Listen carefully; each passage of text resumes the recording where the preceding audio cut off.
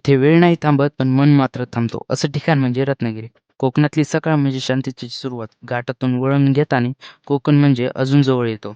रत्नागिरीत पोहोचलो आणि फ्रेश होऊन निघालो पुढच्या प्रवासाला, म्हणजे रत्नागिरीचा अनुभव घ्यायला. एका साईडला समुद्र आणि दुसऱ्या साईडला नारळाचे झाड आणि हे आमचे मोठे बंधू. हिरव्या डोंगरांमधून वाट काढत समुद्राच्या सानिध्यात वसलेले एक सुंदर जागा म्हणजे रत्नागिरी. इथे सकाळ शांततेने आणि संध्याकाळ सूर्यास्ताने रंग विरघळत. डोंगर, घाट आणि समुद्र, कोकणाचा हवा.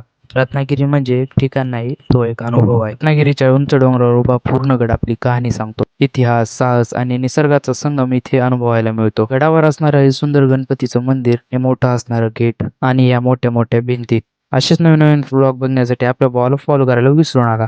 पूर्णगड किल्ला हा रत्नागिरी जिल्ह्यातील एक ऐतिहासिक सागरी किल्ला आहे. छत्रपती शिवाजी महाराजांच्या काळात बांधलेला हा किल्ला आरमारांच्या रक्षणासाठी महत्वाचा होता. डोंगर, घाट आणि समुद्राचं अप्रतिम दृश्य मनाला भिडतात. सूर्याची किरणे खडकावर पडतात आणि एक अद्भुत दृश्य तयार करतात. पूर्णगड किल्ला म्हणजे एक किल्ला नाहीये, तो म्हणजे कोकणातील शौर्य, निसर्ग आणि अभिमानाचा भावना आहे. प्रत्येक प्रवास हा ठिकाणासाठी नसतो. काही प्रवास भावांसोबत असले की खास होतात. हसू, भांडण आणि आयुष्यभराच्या आठवणी. भावांसोबत प्रवास म्हणजे खरी मजा. रत्नागिरीच्या कोकणात एक शांत निळसर किनारा, देवगिरी बीच. लाटांचा हलका आवाज, पायाखाली मऊ वाळू आणि हवेतील गोळशील थंडावा. शांत वेळ घालवायचा असेल, निसर्ग अनुभवायचा असेल तर देवगिरी बीच नक्की भेट द्या. ट्रिपला अजून मजेशीर बनवण्यासाठी कोकम सरबत घेतला आणि सूर्य मावळताना समुद्राची सुंदरता मनात ठेवते. डोंगर, समुद्र आणि कोकणाची हवा. आजचा दिवस खूप मजेशीर गेला. भेटू मग पुढच्या ब्लॉगसाठी. आजसाठी इतकं.